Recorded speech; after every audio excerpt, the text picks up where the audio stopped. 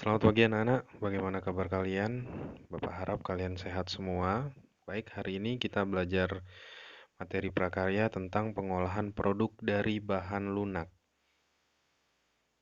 Baik, di produk bahan lunak ini kita akan mempelajari dua hal. Yang pertama itu adalah jenis, sifat, karakter, dan teknik pengolahan bahan. Kemudian ada hasil produk kerajinan bahan lunak. Di jenis sifat karakter ini akan mempelajari jenis-jenis bahan lunak, sifat dan karakter bahan lunak, kemudian teknik pengolahan bahan lunak. Yang kedua, hasil produk kerajinan bahan lunak itu macam produk, kemudian macam produk kerajinan dari bahan lunak. Nah, yang akan kita bahas pada pertemuan kali ini adalah yang jenis, sifat, dan karakter pengolahan bahan lunak ini ada dua. Yang pertama adalah jenis-jenis bahan lunak, itu adapun beberapa bahan lunak yang dapat digunakan membuat kerajinan yaitu sebagai berikut. Yang pertama ada bahan lunak alami, yang dimana bahan tersebut diperoleh dari alam. Jadi tanpa ada campuran tangan dari manusia. Kemudian yang kedua yaitu bahan lunak buatan. Jadi bahan lunak buatan ini adalah karya kerajinan yang diolah menjadi bahan lunak. Ini biasanya dibuat oleh tangan manusia dan menggunakan campuran-campuran yang dari olahan manusia itu sendiri. Jadi perolehan bahan itu tidak diperoleh dari seperti bahan lunak alami tadi. Jadi ada perbedaan antara bahan lunak alami dengan bahan lunak buatan.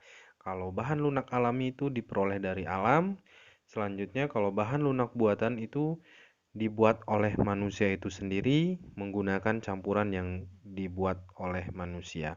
Baik, selanjutnya ada sifat dan karakter dari bahan lunak itu sendiri. Yang pertama itu tanah liat. Jadi contohnya tanah liat merupakan jenis tanah yang dihasilkan dari alam, yang dia berasal dari kerak bumi. Dan ini biasa digunakan oleh seseorang untuk membentuk suatu produk menggunakan tanah liat, karena dia termasuk ke dalam bahan lunak.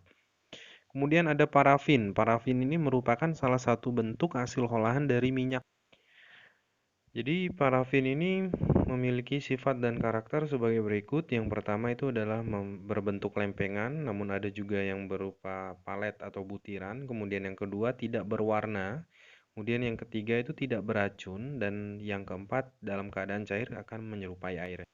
Selanjutnya ada sabun batangan, yaitu salah satu bahan buatan yang dihasilkan dari deterjen. Ini banyak kita gunakan juga sebagai alat mandi, jadi menggunakan sabun batangan.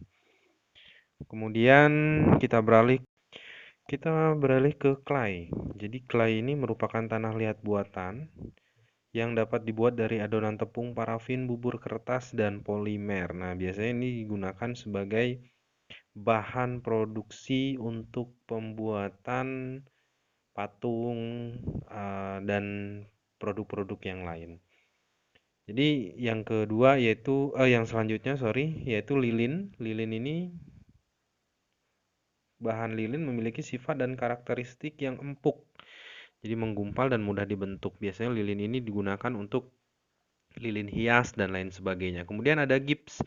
Gips ini termasuk jenis mineral yang memiliki sifat dan karakteristik tidak larut dengan air dalam waktu yang lama jika menjadi padat. Jadi ini sangat rentan sekali, harus kita pintar-pintar dalam menggunakan gips ini untuk menjadi bahan produksi. Selanjutnya ada serat. Nah, serat ini dibagi menjadi dua. Yang pertama itu adalah serat alam dan yang kedua serat buatan. Serat alam ini yang langsung diperoleh di alam, kemudian serat buatan ini yang molekulnya disusun secara sengaja oleh manusia. Nah, dari serat alam ini kita bisa dapat dibedakan menjadi dua. Dari serat alam ini diperoleh dari serat tumbuh-tumbuhan. Yang pertama itu ada biji, batang, daun, buah. Kemudian ada yang kedua serat protein, ini adalah serat wall atau serat sutra. Oke, yang selanjutnya ada serat buatan, itu bisa dilihat di buku, ada dijelaskan di situ semua. Kemudian menuju ke teknik pengolahan bahan lunak membentuk. Itu yang pertama, kemudian ada menganyam, kemudian ada menenun, kemudian ada membordir dan mengukir. Nah, pada topik membentuk, jadi ada beberapa teknik Teknik yang pertama itu ada teknik coil, ada teknik putar, kemudian ada teknik cetak, kemudian ada teknik lempeng, teknik pijat, teknik cor, dan tuang. Untuk pengertian masing-masing teknik ada 6, mungkin bisa dibaca di buku nanti. Kemudian untuk menganyam. Menganyam ini teknik digunakan untuk pembuatan karya kerajinan dari bahan lunak dengan karakteristik tertentu. Ini biasanya menggunakan rotan, bisa menggunakan besetan bambu juga bisa gitu untuk menganyam, membuat tikar dan lain sebagainya ataupun kerajinan yang lain. Kemudian ada menenun. Menenun ini yang dilakukan oleh orang tua zaman dulu biasanya, tapi sekarang juga masih ada di daerah-daerah tertentu yang menggunakan teknik menenun ini. Biasanya menenun ini menggunakan benang, kemudian dirangkai menjadi satu menggunakan alat tenun akan menghasilkan sebuah kain. Di daerah-daerah tertentu masih banyak orang yang melaksanakan kegiatan ini. Kemudian membordir. Membordir ini teknik modern menurut Bapak karena apa? Teknik membordir ini kalau kalian bisa lihat lambang atau bed yang ada di baju kalian pada saat sekolah itu adalah salah satu teknik dari membordir.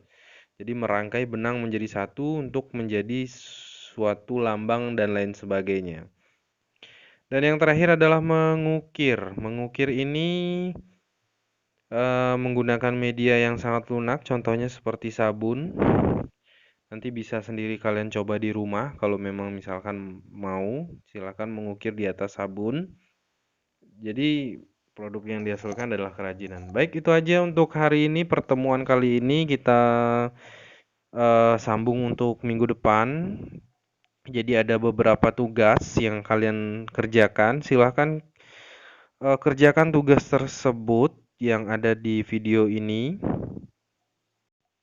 Jawaban kalian tulis di kertas, kemudian kalian foto, kemudian kalian upload di Google Classroom-nya. Bapak tidak menerima via WA untuk jawaban tugas ini. Sekian dari Bapak, Bapak ucapkan terima kasih. Kalian semangat yang belajar, mudah-mudahan semua bisa sehat